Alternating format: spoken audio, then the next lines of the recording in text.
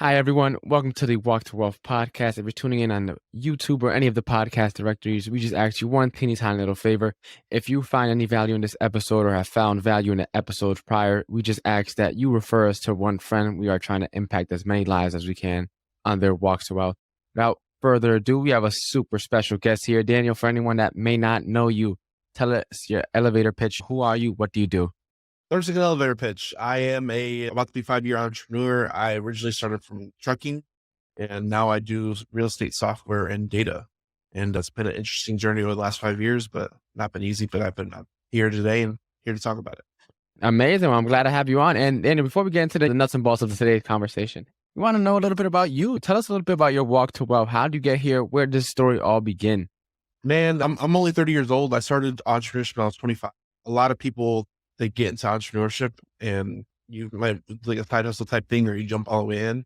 I jumped all the way in and it's been crazy. It's been really crazy. I jumped right into trucking, doing trucking. I had 5 trucks at one point. Yeah. Like 18-wheelers, right? 18-wheelers. I started my CDO. I used to drive those. Sheesh. So, I'm very blue collar-esque. No white collar near or around me. I had to work for everything I got. And it's just been a long journey, working hard, failing forward, pivoting, making some changes and always being consistent. I think it's one thing that separates a lot of entrepreneurs is being consistent. There's a quote I always say is that if you survive long enough, you'll get there. Because most likely don't when they're doing a startup. Yeah, that's amazing, man. That's amazing. Cool. And I kind of wanted to ask you, because while we're on the topic of like entrepreneurship and stuff. So you said you started entrepreneurship at 25. Now, a lot of people say that you're either born an entrepreneur or not. And you were able to unlock that entrepreneurial spirit a little later on in your journey, but nevertheless unlocked it still, right? And were able to run with it. What's your thoughts there? Is this entrepreneurship something that you're born with? You have an innate ability? Or did you just always have an innate ability for it? You just never seen it because the skills you thought didn't apply. You just didn't put it to starting a business. And once you did, it applied easily. What's your thoughts on being a born entrepreneur versus being a learned entrepreneur? What are the difference? What are your thoughts? I think it's different for everybody. I mean, a lot of people, there's no right time to start entrepreneurship and there's no wrong time either. Like a lot of people are like, oh, if I was single without kids, I would do it. I'm like, well, when I started, I was married, about to have a baby. So I'm like, it's probably time to do it in some people's minds. But for me, it was one of those things where like, if I don't do it now, I may never do it. So it's one of those things where like it hits people in different stages and everybody has different life cycle as far as where entrepreneurship is for them. I think of the famous story of where KFC, Colonel Sanders, he started like 56, he started KFC. So it's one of those things where like, there's no wrong time to start. It's just if you don't start, that's the wrong thing to do. If it's something you want to do, it's a passion, just start it right now. That's the best decision you'll ever make. And so I know you're in the real estate space now, but before we get into that, I just want to ask you one quick question. Why trucking? Out of all the different entrepreneurial endeavors you could have got into, what made you hop into trucking? That's a great question. The reason why I would jump into trucking is because I knew I wanted to do entrepreneurship. It was just one of those things I didn't know what direction I wanted to go. And I was already in the trucking space, transportation space. So I used to load trucks, forklifts. I hand loaded some trucks and trailers and tires and stuff like this. And then my company, they're like, hey, we'll train you how to drive if you go through our partnership program. Just for a year commitment. I'm like, all right, I mean, I can do this. I like the company. I don't mind driving and it's higher pay. So my first year of trucking, I did like $97,000 in revenue. I think gross. Yeah. You're trucking, but I literally work 6 days a week because once you become a driver, it's crazy. Especially if you're a company driver, they have limitless work, and if you're one of those people that want to work, they put you to work.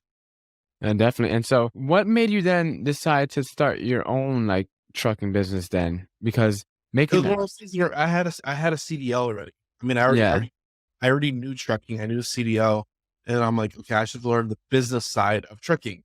Which was, and like I said, the worst case scenario, I can always hop in the truck and drive it myself. That was right. And like I said, I really didn't know which direction to go. So I'm like, I have a CDL, let me just go through the trucking route. And I did that for 2 years. I think we over $500K in 2 years, but I still lost $100K. Really? Sheesh. Would you like to tell us a little bit about that? How that ended up happening? This show is sponsored by HiveMind CRM. It is more than just a CRM. It is a real estate and business mastermind that comes with an all-in-one CRM. You can have unlimited websites and users. You can call, text, RVM, and email all in one user interface. And you can set up custom automations for any type and multiple businesses. 65% of companies start using a CRM system within the first 5 years of business. Once implemented, the HiveMind will save you on marketing, give you more time, and make more money.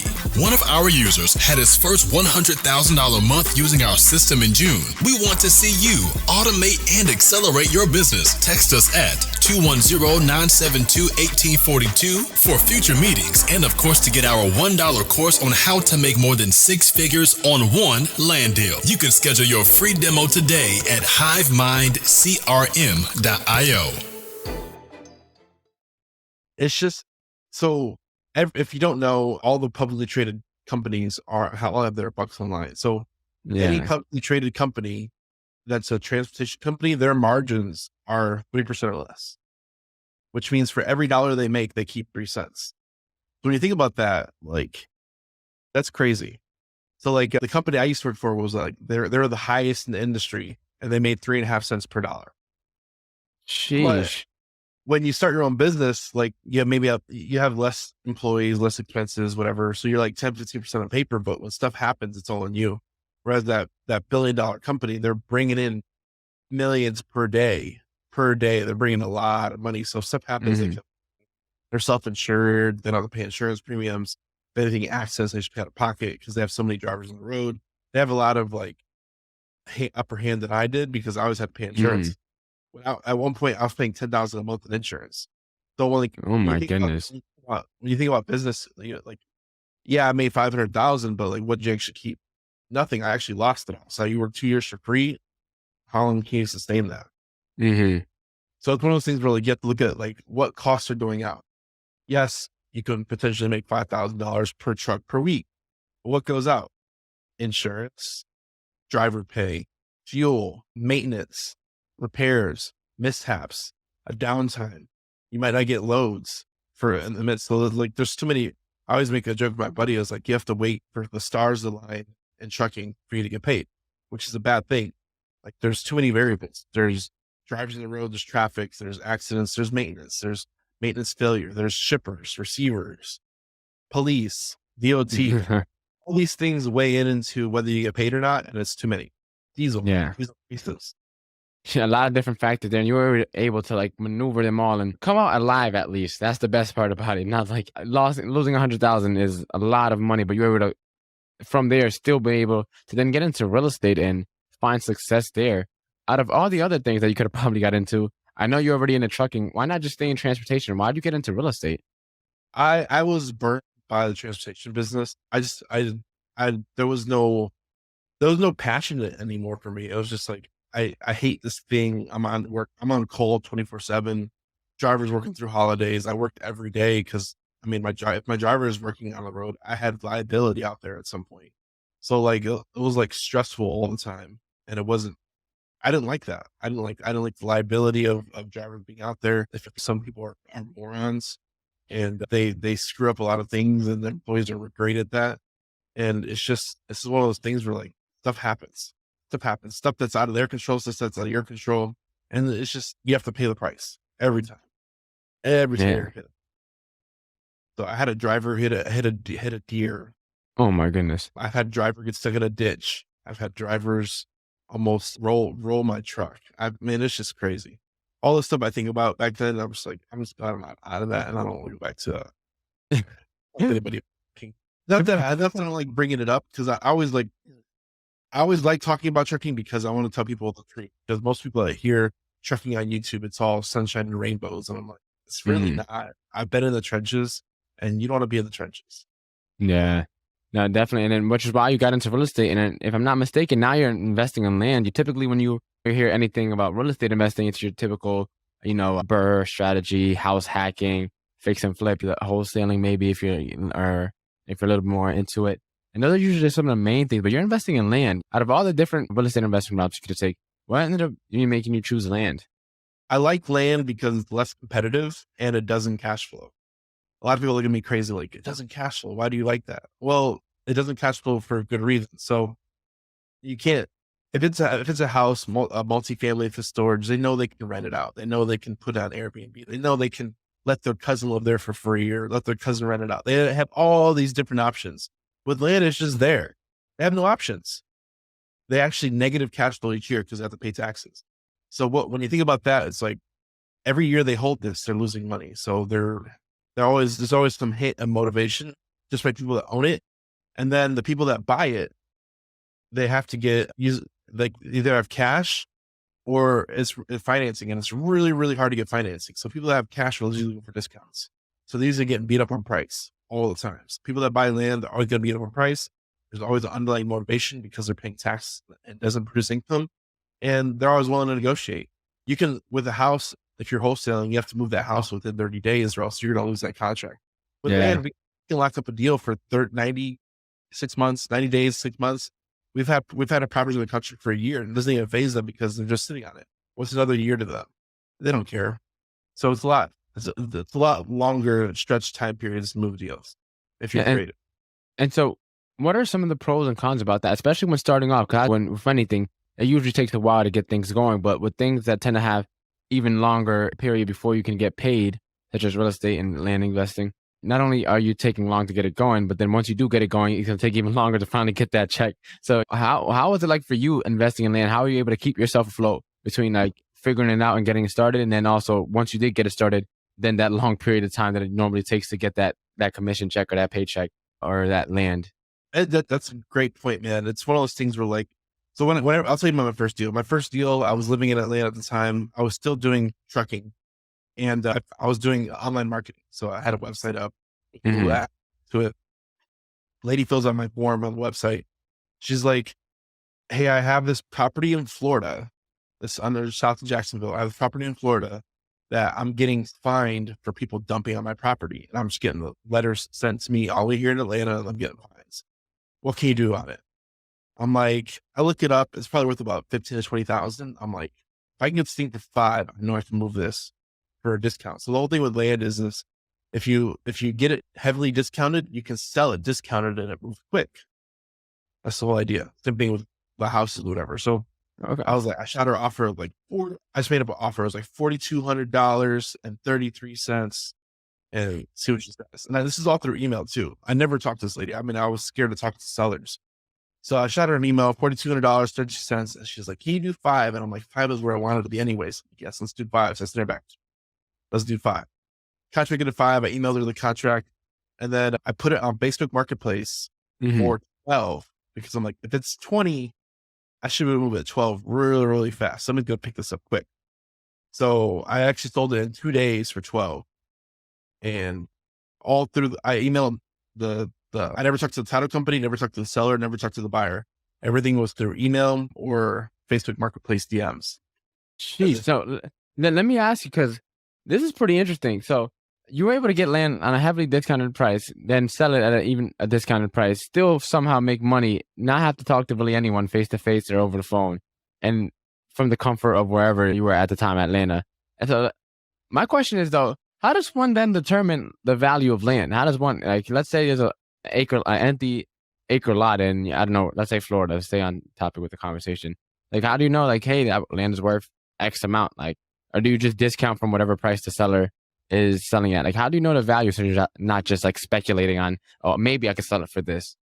So that's the other thing. There's no verifiable comps.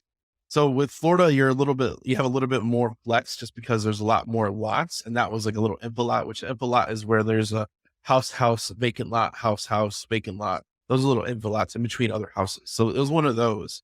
So usually with those, there's a lot of those in the area. And usually there's builders buying those up in Florida, especially because Florida's already cut up pretty info lots. So with those, I have comps. We do this in Texas where there's not comps at all. So the way you do it is by what somebody's willing to pay for it. I mean, that's how real estate works. Whatever somebody's willing to pay for it, that's what it's worth. So check this out. With houses, there's always, hey, the neighbor's house sold two doors down for this much. It's a 4-bed, 3-bath, 2,500 square feet. You have the same exact house. That's what it's worth. So you kind of verify that what it's worth that way. With land, you have a little bit of flex because there's not always them. There's not always comps. So it's always Yeah. based off of opinion of sellers. So when you have that leverage, you can oversell properties, which is what we do now. So like with that one, I didn't know what I was doing. I could have way more money on that deal that I undersold, because now what we do is I sell land at full price right now. I don't sell nothing underpriced. I actually sell overpriced. So that one land deal, I probably could make, instead of $6,000, I probably could have made 15 or 20, knowing what I know now. But it's one of those things where you live and learn and you kind of adapt your strategy. But it's one of those things where like with land, there's no verifiable comps. You can sell it for whatever you want, as long as somebody's willing to buy it. So then let me ask you, so then it kind of sounds as if like it's kind of like a game of who's the better negotiator, essentially.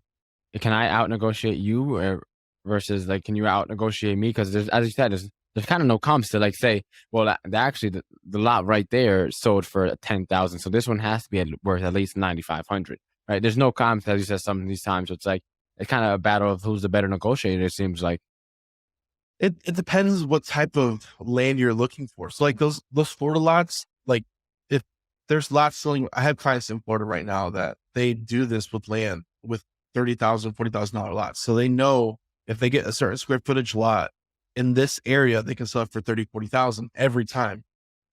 So all they're doing is looking, hey, would you take 25? Would you take 20? Would you take 15? And they're just negotiating out because they know they can sell a lot for 40 every time because the lots are very similar. Yeah. So like they do like reverse wholesaling because they already have buyers in place that's going to buy at 40. They're just looking for deals under 30, under 30, under 30, under 30. And they'll talk to every seller that has that same type of property and they'll pitch them 27,000, 25,000. Oh, you want 30? Okay, I'll take 30. Boom. That's an easy 10,000. Boom, boom, boom, over and over again. So I have clients that do 10 to 15 deals a month just doing that strategy because they have buyers that are going to pay 40 every time. Yeah.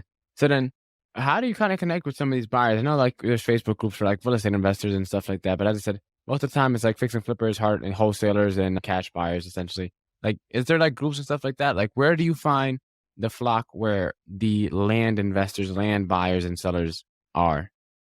So it depends what type of asset you're doing. So like there's info lots and then there's what we do. We do a completely separate side. So let's talk about info lots first. So info lots, Yeah. you're talking to builders. You're talking to people that are going to buy and build a house. And there's plenty of them in Florida because like there's big builders, there's small builders, people that are just going to build one house a quarter. There's people that are going to build one house a week. So there's different types of builders that are going to buy a certain amount of lots per quarter and they kind of fluctuate. So usually it's going to be a builder. So if you have an info lot in Florida, you're looking for builders. You can Google them. You can pull, you go to the county, go to title companies. Hey, who's buying lots in this area? Well, oh, this builder bought 3 lots just last week. Okay. That's the guy you want to talk to. So that's for info lots. For what we do larger acreage and we do farm and ranch, 10 acres or more. What we do in Texas is we're selling straight to retail. So if it was retail buyers, we go directly to agents because agents have retail buyers. So agents always have like, oh, I have a buyer for that property. I'm like, all right, agents pay commission. So we get it at a good price or good negotiation terms where we can sell it to end buyers direct. So like a lot of people talk about like selling to investors. Like, we don't sell to investors. I don't have a buyer's list. We have 0 buyers. We sell every property we get and we sell goes directly to an end buyer that's going to pay full price or over asking because we sell to the retail side. Yeah. And so then there's bigger spreads. So then let me ask you then too, because I know like in the regular market, at least recently, not happening as much now from what I'm seeing, but when it comes to land investing, is there like multiple offers? Like, or is it someone that is usually like less people offering? Like, how does that work? Because you said you kind of work with selling directly to agents because agents have the buyers. So what's it like on the buying side, at least? Like, what are you seeing from the people who buy these lands? They're usually cash. They usually have cash down payments because one thing about our buyers is they know, think about this. Anybody that buys a house, they're usually going to live in it or change their rental. It's one of 2 things. They're not going to buy it to let it sit vacant. They're just not. So it's either rental, Airbnb, or a rental tenant, or they're going to live in it. So you're talking to people that actually have a thing. Who buys land? People that can afford to and want that for leisure activities, which means they have cash available, which means they have cash down payments, which means they can afford to pay monthly terms. So that's our leverage is we will take cash down and we'll leverage it. We'll be the bank and cut cash flow on it. Okay. And so then my question is to you then, So you mentioned earlier it's hard to get traditional financing on for land. Can you kind of explain like why that is? And I know you mentioned that you guys kind of act as the bank. Can you kind of explain the process for like people who may not have cash but may still want to invest in land but may not know how to actually get in there? If you go through a traditional bank, I mean, everybody talks about traditional financing, is you're going to have to pay 20 to 30% down with any bank that lends on land. Good luck finding one. There's not many out there depending on your state and your local municipalities. But there's not that many land banks that will lend on land. The reason why banks don't like lending on land because there's no asset there. It doesn't cash flow. Same reason why we like it. The same reason why banks don't like it. There's no way to. It's literally the floor. You have to improve. You have to improve the land to make it worth your while. You have to put in water. You have to put in a fence. You have to put in a building to make it rentable. Like if you think about it that way, like it's just land. So banks, they're going to make it really, really hard to finance. They're going to give you really high terms, high interest rate because they want you, incentivize you and push you to build a barn or build a house, build something on it. That way you can refinance out and get a traditional loan that's long term. So like when you're acting as the seller, because we buy or contract and then we sell as the bank and the seller, we can oversell properties and create our own terms. Okay, that makes perfect sense. And so, at least when it comes to buying land, it seems like it's a lot more like niche market. There's a lot less, as you said earlier, but we're starting to come to more of an understanding now that there's a lot less ball players just for that simple fact that you can't really get financing on it. And so, when it comes to land investing, aside from what you're doing right now and like selling it, what are some other things that people could do once they buy this land? Like aside from just selling it to the next buyer for a higher price? I mean, there's plenty of opportunities. So we have clients that are like, well, I want to build a duplex or I want to build a house on it. And that's what most sellers want to do too. The thing is that you have to go through the permitting process. It's construction. You gotta hire the subcontractors and the general contractor to actually put in the foundation. It's a 9-month to 12-month play. It's doing all this extra stuff that you really don't have to do, which is why we just acquire and sell, because we're just doing that. Our end buyer maybe wants to build, like we have an end buyer right now we're talking to. He puts on mobile homes. So he's looking to burn a mobile home and then sell it again. That's what his whole game plan is. I'm like, I don't care what you do with it, just pay my money right now. He can do whatever he wants. Whether he puts a mobile home, manufactured home, or builds one up, I don't care. It's give me the down payment, give me the monthly payment, and I'm going to tell it high interest, and you're going to carry that thing till you put a mobile home on it and sell it again. Okay. So now let's say for the people who kind of want to do something similar to what you're doing, how did you, especially when starting off, like what were some of the tips and tricks you would tell yourself if you could go back and like coach yourself, I guess, as to like finding these deals? Like where do you find land on? I know I can, at least for me, because I'm a realtor, I could just go on to MLS and kind of just like put in the feature for land and see what's on there. But even still, it's like usually the search results don't come out all that great. So like, where do you go to really find this stuff? There's a lot of different ways. So there's list companies that you can pull the list. You can go to the county directly, pull the tax roll. You can drive for dollars just like you do for houses. You see a land parcel, a thing like Land Glide, figure out who owns that property and send them a text, skip trace them, send them a text just like you do with everything else. So it doesn't, the steps are the same, whether you list pull, drive to dollars, or pull a list. I mean, it's all the same, but it's just contacting and making the sale. So in Texas, there's about 1,000 land parcels per county. And there's probably like, I don't know how many Texas counties. I know there's over 50, but that's a lot of land. A lot of the majority of the U.S. is made up of land. There's more land than there is houses. I think it's like 80% of the U.S. is still land. Really? So if you think about that, so much more opportunity there's more opportunity. There's like 3x the opportunity of land than there is houses. No, that's ridiculous. I didn't even know there was that much. I know like Texas, especially, that has a bunch of land. So let me kind of ask you, because like I live in the Northeast, right? I live in Connecticut. I'm right next to New York City. Is land investing better in places like down south? Could people potentially like try to replicate what you're doing up here in the Northeast? What's your thoughts there in terms of location there? So land is very, very interesting. It's a very interesting game we play. So there's land literally everywhere. Even in Connecticut, I'm sure you get vacant land parcels that you've seen just driving around. while you're looking at properties or whatever. There's land everywhere. So here's how it works. So you have infill lots, which are in the city, and then you have, as it goes out, and it's all about location too. So if you have a vacant land parcel on a hard corner that has good car count, that's gonna be worth a ton just because it has good car count.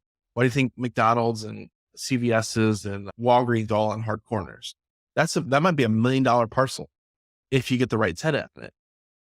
So it's understanding the projection of what it is. So all land is valuable, like all land, vacant land. I mean, even, there's a joke my one of my clients did.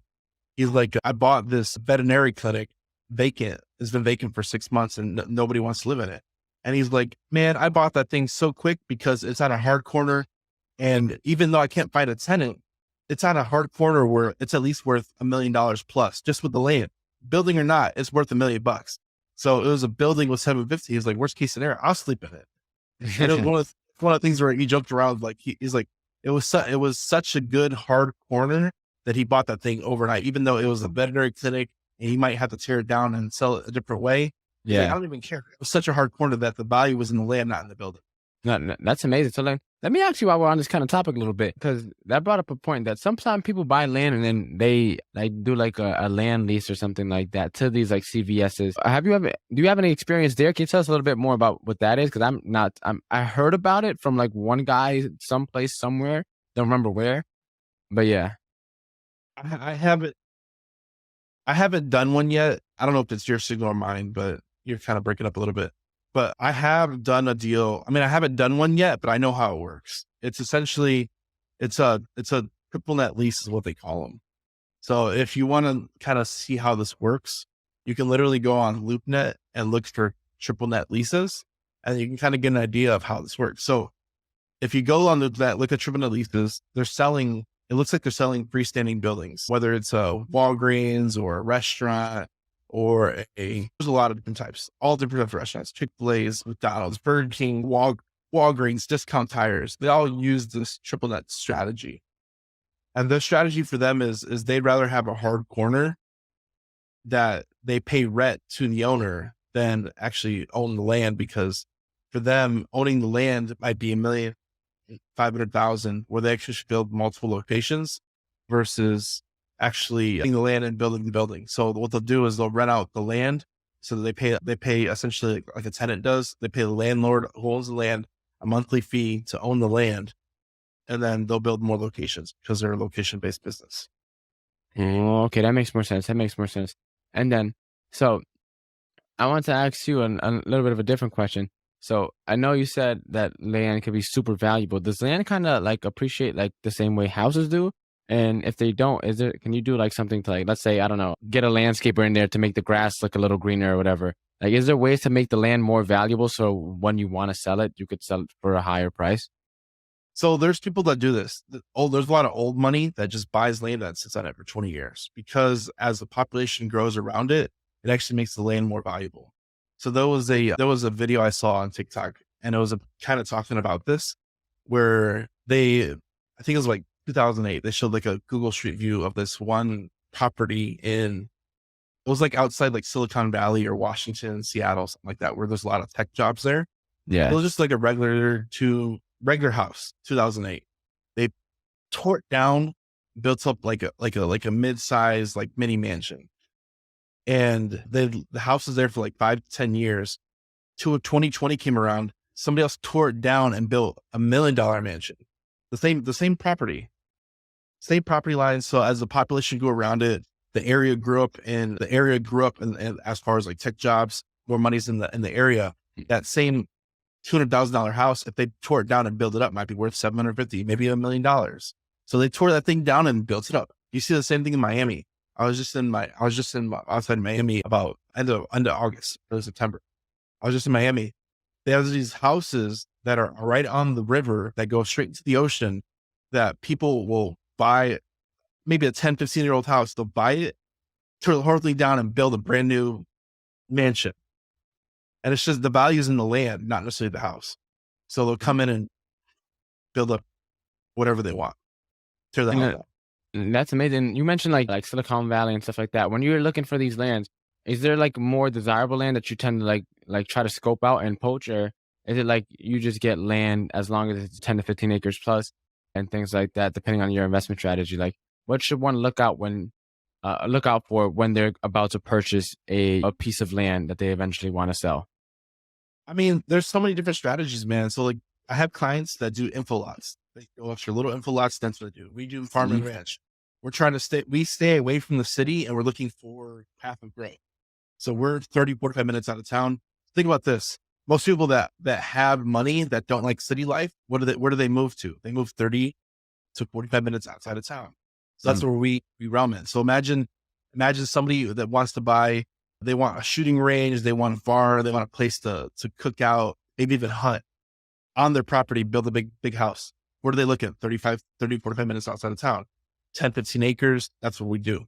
So we're working with those type of clients that want to live near the city, but not too far away where it's too long to travel, but they want the space to stretch out where they have a shooting, where they hunt, whether they do four-wheeling or dirt biking. They want that flex space away from their neighbors. So that's what we sell to. Like there's plenty of lots away from the city, but who's buying them? Nobody, because you're too far away from the city and those are commute. Those are like retired people. So like, if you think about it, there's like the retired zone, there's like the money flex zone, and then there's the money in town for new builds. So Yeah. it's like zones in land, depending on where you're at. And even like hard corners, hard streets that have huge car counts, freeway properties, all those have different value points because they might have more eyes. So like a warehouse might want a freeway property because they're going to get $100,000 of traffic daily from just the freeway. That's why freeway properties are more expensive than stuff right off maybe 2 blocks in. No, Because that makes a lot of car traffic. no, that makes a lot of sense. I want to ask you then, so, and this could probably apply for any area of real estate investing, but how do you get so specific as to your target audience that you have to reach out to? Because it's all good to get in the land, but if you don't know who to market to properly, you'll never get it to the right end buyer, meaning you'll never close a deal, meaning you'll never get money and you have to eat up all the taxes. So how do you get so specific as to who that end buyer is so that you could market to them and make this whole process from acquiring to then getting it off your hands and making that profit? It's just niching down. That's all it is. Like I said, I have clients that do the info lots. We do the farm and ranch. I know people that do the triple nets. They target hard corners with good car counts that have 10,000 or more of car traffic. And then they'll put it under contract and sell that. They'll essentially sell and get an agreement from a Walgreens or McDonald's or Burger King or Discount Tire. And that's their whole strategy. So it's niching down and understanding all the facets of your deal. Like there's so many investors, and like, this is why I love real estate. Real estate is so broad. Like, oh, I do houses. I'm like, well, what type of houses? Well, I do 350,000 that are rental homes or single family FHA. Now you know what you're doing. You know what your target audience is. So you got to niche down. Like, you don't just do single family, just do multifamily. I have clients that do multifamily, 10 to 15 units, 10 to 15 units in mom's house. I know people that do 50 and above because they can get bigger deals. It's knowing what you do in real estate and niching down. That's it. Yeah, and that's like, what's the saying? The riches are in the niches or something like that. And I know that this is not only the main thing you do, you also help people skip trace deals and get leads and things like that. How important is having an abundance of lead flow, like in filling that pipeline? How has that been able to help your business, and how kind of has that been impacting the people you kind of work with making sure that leads are coming in abundance and not scarce to go around? So the one thing between a good real estate company and a bad one is lead flow. That is the heartbeat. That is the blood flow of your business. If you have 0 leads, you're in trouble. And like, a lot of people are like, oh, I'm the best negotiator out there. But if you don't have any leads, you're still going to suck. Yeah. And if you're a bad negotiator and have abundance of leads, you're going to do all right. That's just the bottom line. You can be really, really bad at real estate and have a bunch of leads and still do deals. So it comes down to the balance. So like, if you can figure out that lead flow process, you're always going to be in the money, always in the money. What happens to people that are falling out of the market right now, the agents, the investors, all these people, it was easy for them to get deals when the market was hot, when they could sell prices over asking, when the mortgage lenders were writing, when the mortgage lenders were writing everybody a mortgage. Right now, you got to work for that stuff. It's not candy. It's not given away like it was before. Mm-hmm. You have to work for these. You have to find buyers. You're gonna have to find buyers that are qualified. You're gonna have to do everything that you weren't doing before. So that's where everybody falls out of the market. So then let me ask you this then. What would you define as a lead? Because people come across anybody and it's like, oh yeah, I talked to so-and-so and yeah, I got another lead, and they don't really understand what an actual lead is. I want to hear what is your definition of what at least a qualified lead is? So qualified lead is somebody, for me, that wants to sell in the near future that has a negotiable price, that's willing to negotiate. That's a lead for me. A lead for an agent is going to be something totally different. Somebody that wants to sell in the near future that has that's ready to move in the next 90 days. Like, it's going to be different for every niche specific in real estate as a whole. But to get leads, qualified leads, you have to make contacts. So you have to make 10,000 contacts to get 2 leads that are actually qualified to get into one to close. Because you're going to have that wait period of not every property is going to close. So if you think about it from the macro scale, for wholesalers, it's like 60-40. 60% of your deals are going to close, 40% are going to fall through. So for every 10 deals you contract, 6 are going to work for. So what's the back numbers on that? Well, you might have to contact 100,000 people or 15,000 people to get those 10 leads and to get your 6 deals that close. So if you want to do 6 deals a month, you need to contact 15,000 to 20,000 people a month, every month, and follow up with the people that were potentially going to work out. And that's where the follow-ups come in place. You're just working those leads down the path and making more contacts. Yeah, and so they always say the fortune is in the follow-up. So what advice would you give there so people can stay on top of things, make sure they're not just a one call, get a lead and forget about them, that they're actually following up with them, keeping them in the pipeline, and making sure they nurture them to push them further and further down that funnel until they finally are ready to eventually transact, whether that's selling their piece of land, whether that's selling their actual house, whether that's whatever it may be, but until they're ready to have that final event. So what's your advice there? They need a customer relations management tool. You need some way to keep track and coordinate and follow up with your leads without you, because the more real estate you do and the more contacts you make, the harder it is. Trust me. So you need a system. You need a tool in place to help you with your follow-ups. That is the bottom line. That is what separates everybody else. Most small businesses, I think it's like 80%, don't use a CRM till they're 5 years in business. What are they using? Spreadsheets, paper, and they're not efficient with their time, and they're actually losing money by not following up with their contacts. Mm-hmm. So you need a CRM. If you need one, check one out. Hive Mind CRM. That's what we do. That's what we do besides land. It helps you follow up with your leads to convert those into contracts to get more deals. Yeah. And so then let me ask you about lead generation, right? Because you kind of touched on it. That's the lifeline of your business. If you don't have leads coming in, what are some, at least for you and your business currently with what you're doing with land, or even if what you're doing with the CRM business as well, what are some of your best lead gen strategy and tips that you could give to someone that's interested in getting into this field of play and they're ready, they're willing, they're able, they just don't know where to get started? So what's some of your lead gen advice that you would give to a beginner? For real estate, it's just do something. Do something. Whether you drive for dollars, whether you pull a list, whether you text, whether you call, do something. Pick one thing, bandit signs, email and marketing. Do something. They all work. They all work. You just have to work. So if you're doing real estate, we do PPC and text, and that's how we get our deals. I have clients that do direct mail. I have clients that do cold calling. I have clients that do bandit signs. They all work. Just pick something and work it. That's all I'm going to say about lead generation. What we do for the software side, we do social media, we do content, we do podcasting, we do email marketing, we do text in opt-in features. We have a $1 product where it gets them into our $1 course. If you're interested in that, it's how to make 6 figures on one land deal. It's actually $1, just course. So 210-972-1842, 210-972-1842. And you get the $1 course. That's one of our lead generations we do for the CRM. And we do it through podcasting and social media. So we treat it as different businesses. So the real estate business is different from the CRM business. So you have to figure out what our client needs. So one of the things that we do for people that want to get into real estate is we provide the CRM. How do we provide the CRM? We educate by doing podcasting videos. We should 1,000 videos on YouTube today.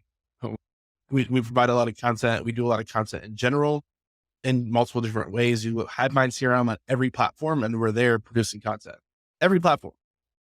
So it's one of those things where like we're providing a lot of education for people to learn and get into the business and take action to actually produce deals and change lives. We've had 14 clients hit 6-figure months using our platform, and that kind of goes through the whole process. Yeah, they went through some form of that, and now they're producing. So then kind of let me ask you a little bit of a pivot. You're running 2 businesses. How on earth do you have time for both? Was there some advice there? Because as you know, you managing one is already hard enough, and you're going 2 and you're going 2 successfully, right? So it's like, what advice do you have there with, being able to have both of these things going on at the same time, and as well as helping other people get their business? Like, how do you manage all this all at the same time while they're all simultaneously growing at the same time? I actually have 4. 4. Okay. That's even more than I expect. Okay. So how do you manage all 4? It's a team, man. It's a team effort. I have people in place. I literally did a conversation. I have a buddy of mine that lives, he was kind of struggling, whatever. So let's go out to dinner. So I kind of took him out, and I'm like, what do you think my one revenue generating activity is for me for all my businesses? It's content creation, which is why I dedicate so much time to building out and doing stuff like this. It's content creation. So for me, my revenue generating activity is content creation. It's not to manage the 4 businesses, not to sell the 4 businesses. It's not to do anything in those businesses, but do marketing for those businesses. And that is where 2 of those businesses, I have a partner that does the sales side and actually runs that. I do the back end, and I do the back end for those 2 businesses that I have a partner with. And then on the front end, CRM, I handle all the stuff with there, and I have a team in place that does all the back end fulfillment. So, and then the other thing is digital businesses. With digital businesses, you can scale and sell infinitely. So a lot of my products and businesses are digital businesses that I have a website in place. I have Stripe and a payment collection process in place. So think of like e-commerce. How many people can you sell your e-commerce product to? 6 billion. If you haven't sold to 6 billion yet, there's plenty of customers out there for you. And the other thing is that you don't necessarily need a lot of customers to do good business or make a lot of money in business, especially with e-commerce. Yeah. So you mentioned content marketing, which is a topic that I love to talk about, and something that I do a lot. And a lot of content comes from this podcast that I'm able to repurpose to everything. For anyone that's still not, because especially from people my age, people think it's more social media, more so like drama and to keep up with the Kardashians, things like that nature. And a lot of people like the older generations more so like TikToks just for, not even just TikTok, but like social media just for like young kids and things like that. What advice do you give to anyone in general about why content creation is so important and why it's not only the wave of the future, it's the wave of the now, and that how people should get into content creation now and content marketing? That is a great question. This is actually my quote because I've seen it happen with other people. And that is, you build your infamy off the content you produce. And that goes a lot of different ways. So like content is evergreen. It builds credibility. It builds a customer base. It builds raving fans. There's another quote that goes, you only need 1,000 raving fans to become a multi-millionaire. 1,000 raving fans. That's it. 1,000. If you get 100, you're going to make 100K a year with 100 raving fans. And if you make 1,000, you're going to make $1 million every year for life. So it's understanding that if you provide and put out valuable content consistently, you will get rich eventually. And it's a long-term play. So like everybody knows about Mr. Beast creating content. He recently said on a podcast that he was offered $1 billion for all his businesses. And he said no, because he's probably making more than that. And he's probably worth way more than that with all the content and the audience he produces. So a lot of things is that if you're going to get into content creation, the leverage you get is you can sell. So you see TikTokers, they affiliate for Facebook, for Amazon products. That's the way they sell. So you need to find a way to sell and position other people's products or your products to your audience. And so that's how if you sell enough, you can live off that forever. So then let me ask you, how do you create a raving fan? Because you can create as much content as you want, and then people will see it. They might like you. They might follow you. But then how do you get them from there to someone that's like, oh my goodness, Daniel, I love you. I love everything you do. I want to support you in all your endeavors. Like, what's the kind of process to kind of cultivate that raving fan? Because getting them to see your content on social media is as easy as you just being consistent in posting. But you just being consistent in posting is it going to make that person turn into the most loyal fan and supporter out there? How do you kind of get them to that point where they're a raving fan and they are ready for whatever you have to offer? That is a great question, and I'm glad you asked it. A raving fan is separated by the value of the content you produce. If you provide so much good content that somebody makes 10 grand or 100 grand or 50 grand, they become a raving fan because they've now translated your information into their pockets. So that's where the value of raving fans come from. If you can provide enough value where it translates into physical thing, where maybe it's a car, maybe it's a house, maybe it's a vacation that they bought, something they learned from your information, that's how you create raving fans. And no, that's amazing. And that we talk about raving fans a lot, at least in my world, and like the real estate as an agent world, about creating raving fans. And so what are some of the things you're doing to not only create the raving fans, but then maintain and sustain the raving fans so they stay loyal, they stay, because sometimes people, as it's like, they start getting it going a little bit and then they tend to forget sometimes people who help them get it going. How do you make sure that they don't forget so that they always think about you whenever they think about whatever it is that you do? There's a quote is if you didn't produce or release content today, they already forgot about you. So it's one of those things where you always have to be producing content to remind them that you're still there, and then build up some find a way to connect with them, whether you set up one-on-one calls or you have to be reachable.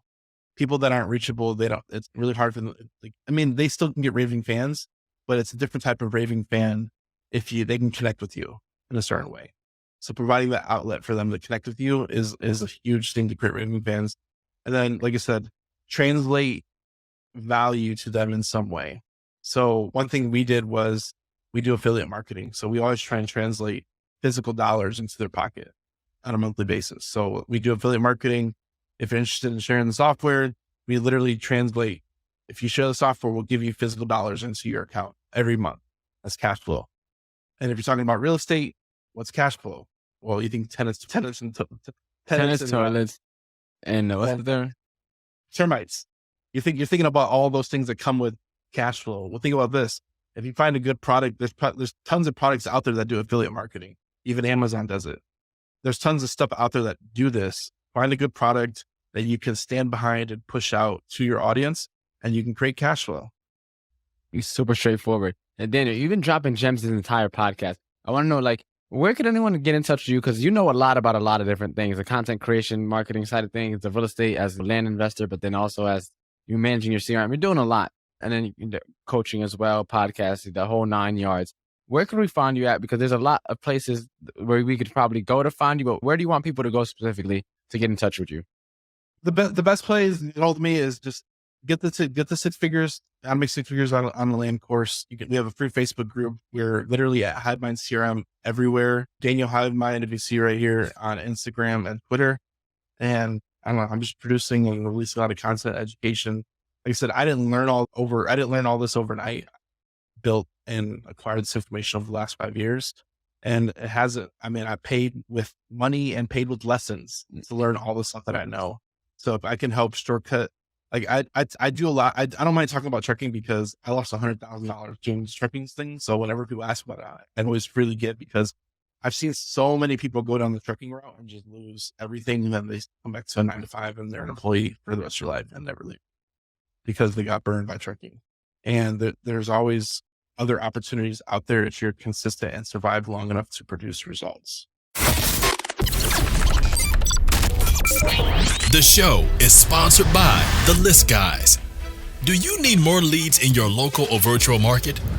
1 in 10 small businesses don't invest in any kind of marketing. The List Guys have over 35 plus list types to choose from, and you can mix and match any list or criteria. We also use the skip trace list and provide up to 7 numbers and email addresses. Every list you purchase will be scrubbed against previous purchases. The List Guys are here to save you time. Contact the List Guys today at www.1listguys.com. That's www.1listguys.com. Yeah, amazing. And so it's time for our last segment of the podcast, the famous final 4 questions. The first question is, what is the most impactful lesson you learned in life? What separates other entrepreneurs from people that succeed is consistency. And it's not a hard thing to do. It's just being consistent. If you survive long enough, you will get there. Just be consistent. If you want to start something and make a difference and be a difference in the world, just be consistent with it. What is the most admirable trait you could find in a person? Truthfulness, honesty. And the reason why I say that is because most people, they like seeing the rainbows and stars that are out there in a business, and they think everything's hunky-dory and everything's perfect. If somebody's willing to tell you the truth, they're your real friend. If they always skirt around and skirt around the truth and lie in different ways, they're not your friend. They don't want you to succeed. So people that are always willing to tell you the truth right now, right away, whenever you need to hear the truth, that's your real friend. If you had to change someone's life with one book, which one would you recommend? Ooh, with this one, Richest Man in Babylon. Richest Man in Babylon is a great book. I think it's a very foundation book to enter into the business and life space. But I think as far as business books, I think Attraction is another one, just because it shows that not everything should or could depend on you. So like everybody has their strengths, and a lot of people are like, oh, you need to get better at your weaknesses. Like, fuck your weaknesses. Do what you're good at, and that's it. And leverage the rest out. No, amazing advice. And the final question is, what is the legacy that you're trying to leave behind? Legacy is just change, man. I think, like I said, I'm a minority. I'm a second generation Mexican. My dad is from Mexico. I didn't have the tools that I have now. They weren't given to me. They weren't offered to me. I had to go out there and find them. The information was not out there. I had to go out there and find it and pay for it, source it, learn the hard way. I think a lot of people, they look down on minorities as a whole just because they're coming up. And I'm just trying to create a way for minorities to come up in any way possible, whether it's through real estate or business or whatever it is. It's just, I'm trying to not necessarily like look at me, but follow me. The path has been made. No, amazing advice. And so, Daniel, I really appreciate you hopping on the show. I enjoyed our conversation today. I know the listeners will definitely be able to take away a lot, whether it's from the land investing or content creation side of thing, or even just managing a lead pipeline and filling that up and getting that to. I definitely was able to take away a lot myself personally. So again, thank you for hopping on the show. No problem, man. I appreciate it. Like I said, I'm always here. You can Google me. I do a lot of content about this and about different stuff about business, trucking, and everything else. So sure, providing value. Sounds good. Thanks for watching this YouTube video. We hope you found value. Please like, subscribe, and hit the bell to watch more videos just like this one.